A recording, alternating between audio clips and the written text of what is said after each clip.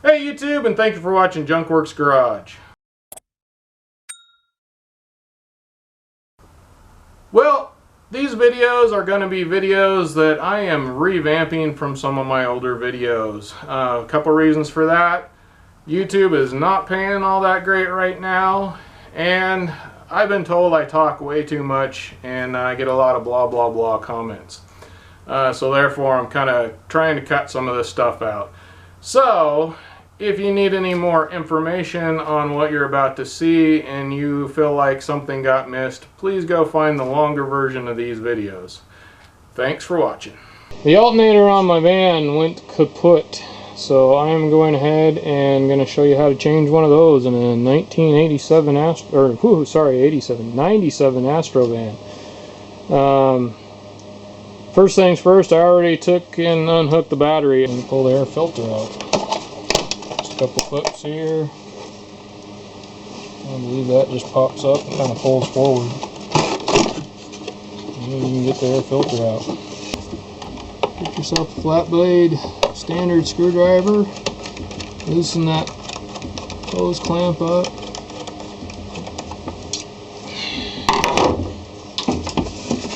And twist this thing out of there.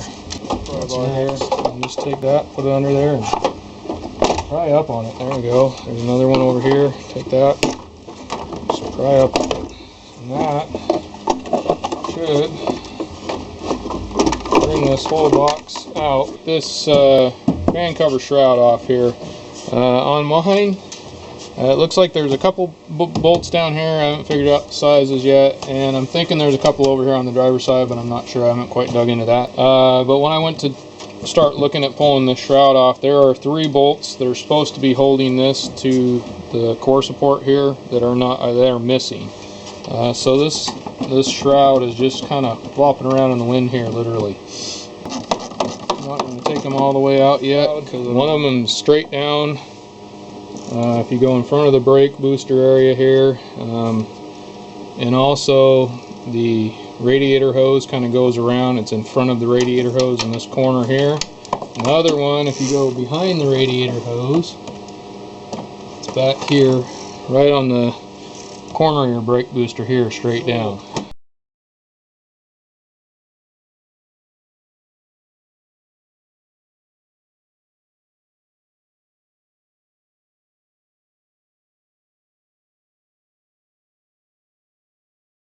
Down behind the fan here, right below the alternator, is this tensioner pulley, basically. Well, that's exactly what it is.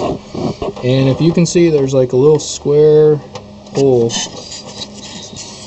right there as I flip you off.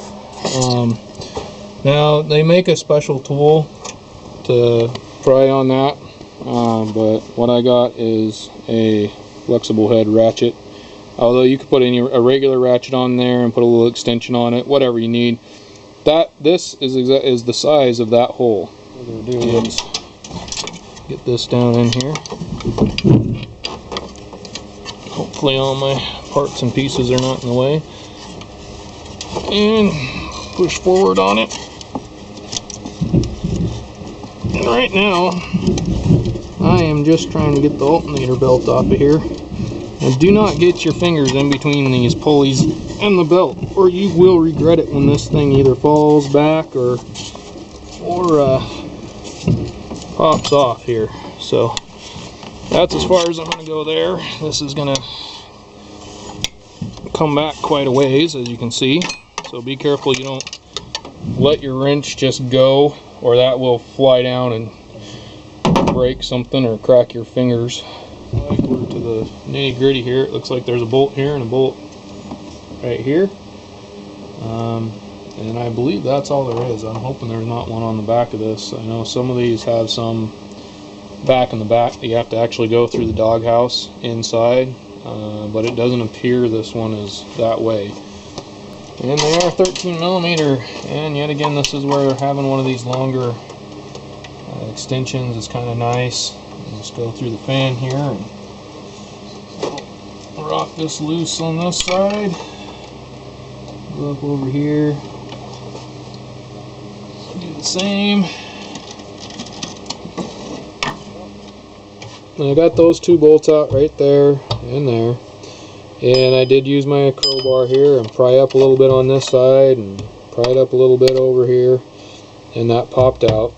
But you gotta be careful, there's wires hooked to it in the back, and I don't know how long they are. So, I'm gonna need to carefully pull it out, but pay attention. Now, this hose right here, hopefully you can see it, right here, actually went up, around, and down to this right here. Now, the only reason why I removed that was because I'm actually replacing my water pump. So that'll be in a different video, but really I don't think you'd need to remove this hose here. I think it would move out of the way enough.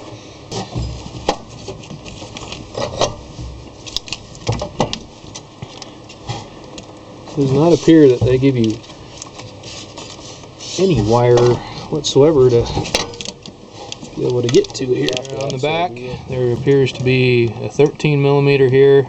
It hooks some very short wires that go back that way, and then over here right in front of my finger there is a clip, which is also a very short wire. So what I have done, I'm gonna have to get a screwdriver, get up underneath there and pry up on that and pop that off.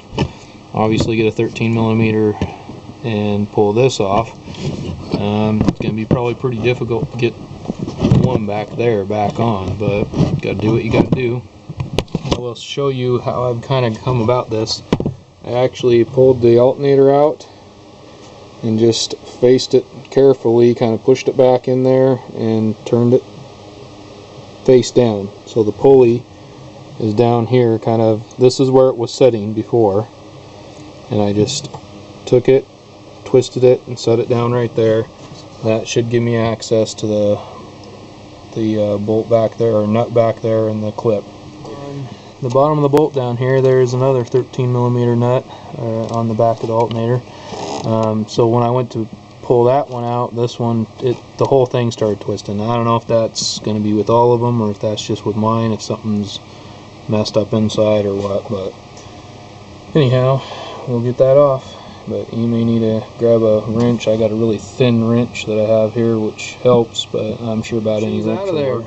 And right there, you can see that is the clip that was on the back. And look at that.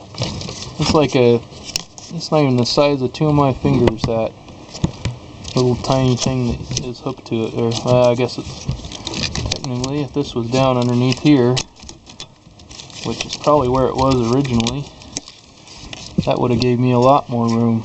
So I plan on doing that when I go to put it back. I'm gonna check all these wires, make sure everything's good. Here's the other little boot that was on the back here. That just goes pretty far in the back there. I can give you some light on the subject here. But yeah, I have a feeling that it's the dildo that put whatever this back together here hooked that up around that wire for some unknown reason, and it gave me a lot less room. Do the hose alternator back in now, and I was trying to put it in, and I had a little bit of trouble getting this wire that plugs into the back kept falling down behind it. I just can't get my fingers back there. So what I've done is just kind of grabbed hold of it with a wire there, just a baling wire, and I'm going to attempt to hopefully shove it down underneath there and get all that out. But thought I'd show that to you in case it's something that you may need to do. Got that clip back in there.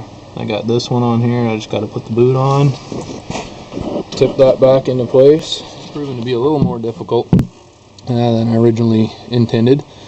I started out by kind of putting the front end in here and then trying to kind of bang the back end of it down, and that didn't work very well.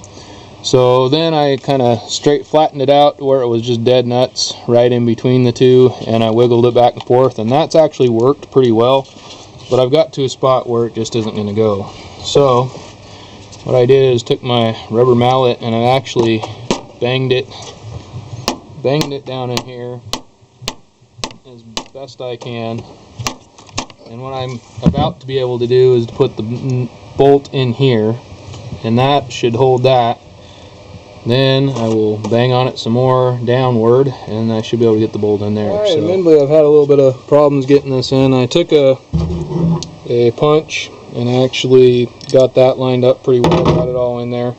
But this has just been a bear trying to get this in here, so I don't have like a brass anything to hit, brass punch or anything like that. So I got this old air fitting, which is brass, and you know, I'm not saying this is the right way to do it, I'm saying it's how I'm doing it. So yeah, again, this is one of those places where if you choose to do something I'm doing and you break something or hurt yourself, I'm not responsible, and if you don't like it, don't do it. Anyway, I'm just kind of tapping on it gently, a little bit at a time. Try not to kill my fingers or the part.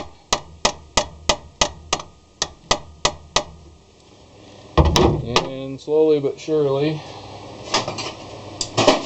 I've lost the bolt. I'm putting a little bit of blue Loctite on this, medium strength. You can choose to do whatever you want as far as Loctite's concerned.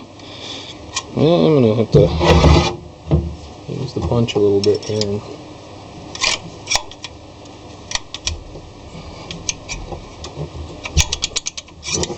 punch isn't quite big enough for the deed at hand here. And as you will probably have to do a little bit of prying here and there, I'm going to have to do a little bit of prying here and there,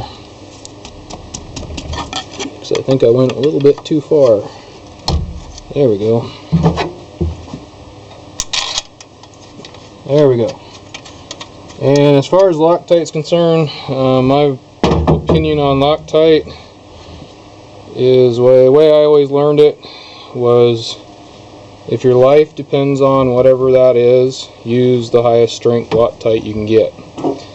If it doesn't, then, and it's a replaceable part, use the lower, medium, or low strength Loctite. All I have is the medium, so that's what I'm going to do. Hopefully this is going to stay here for a long period of time to come, or until after I've sold this rig.